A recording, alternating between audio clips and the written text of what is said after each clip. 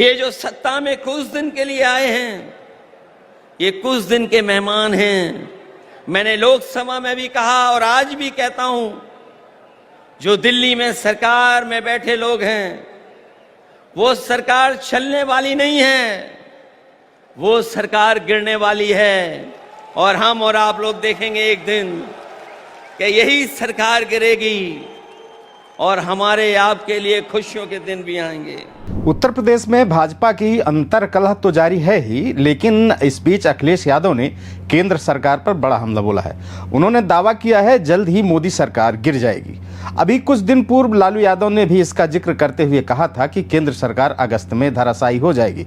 Samajwadi party अध्यक्ष अखिलेश यादव ने कोलकाता के धर्मतल्ला मैदान में तृणमूल कांग्रेस की ओर से आयोजित शहीद दिवस रैली में भाग लेते हुए केंद्र की मोदी सरकार को आड़े हाथों लिया।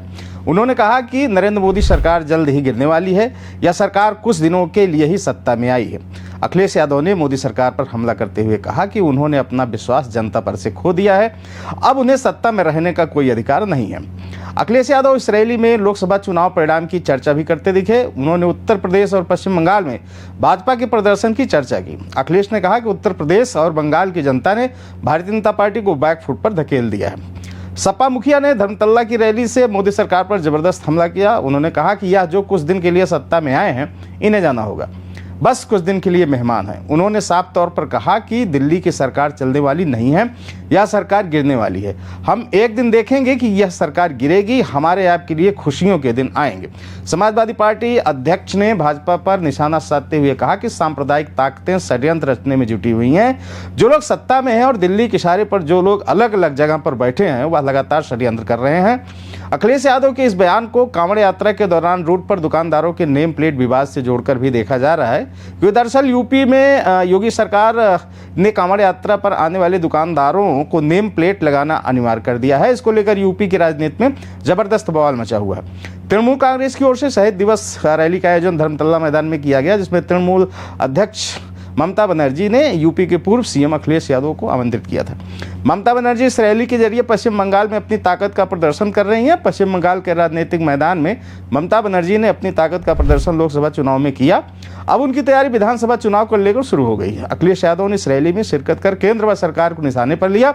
अखिलेश ने रैली में आई भीड़ को संबोधित करते हुए कहा कि बंगाल में आपने बीजेपी को पीछे छोड़ दिया और यूपी में आपके साथ मिलकर हमने भी बीजेपी को पटखनी दे दी। दरअसल लोकसभा चुनाव में समाजवादी पार्टी और तृणमूल कांग्रेस मिलकर यूपी के चुनाव मैदान में उतरे थे। यूपी की भदोही लोकसभा सीट गठबंधन के तहत सपा ने तृणमूल कांग्रेस को दी थी। हालांकि सीट पर सपा टीएमसी गठबंधन के उम्मीदवार को जीत नहीं मिल पाई, वहां पर भाजपा उम्मीदवार ने जीत दर्ज की थी। वैसे चुनाव में इंडिया गठबंधन 43 सीटें जीतकर एनडीए से आगे निकली।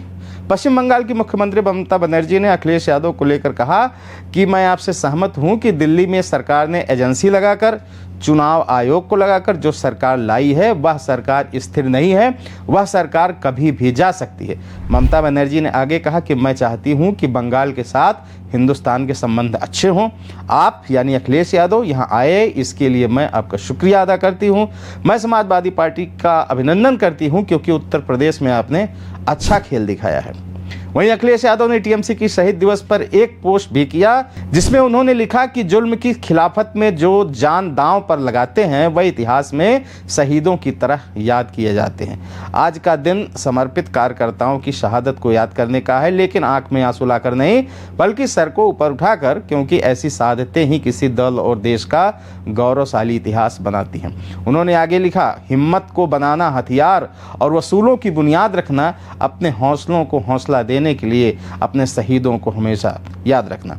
अखिलेश और ममता के गठबंधन में अगर देखा जाए तो सीधा फायदा अखिलेश को होता दिख रहा है, क्योंकि उत्तर प्रदेश में तृणमूल का कोई जनाधार नहीं है, लेकिन बंगाल में सपा के लिए असीम संभावनाएं मौजूद हैं, क्योंकि समाजवादी पार्टी जिस विचारधारा की राजनीति करती है उसके लिए बंगाल साफ टारगेट है और वहां पर अपनी जमीन तैयार कर सकती है। ठीक वैसे ही जैसे लोकसभा चुनाव में सपा के जरिए उत्तर प्रदेश में कांग्रेस को फायदा हुआ। इस बारे में आपका क्या सोचना, हमें कमेंट में बताएं। अनादि टीवी उत्तर प्रदेश देखने के लिए आपको बहुत बहुत शुक्रिया, धन्यवाद। अगर आप इस वीडियो को यूट्यूब पर देख रहे हैं तो चैनल को सब्सक्राइब करें और बेल आइकन दबाना ना भूलें। अगर फेसबुक पर देख रहे हैं तो चैनल को लाइक करें।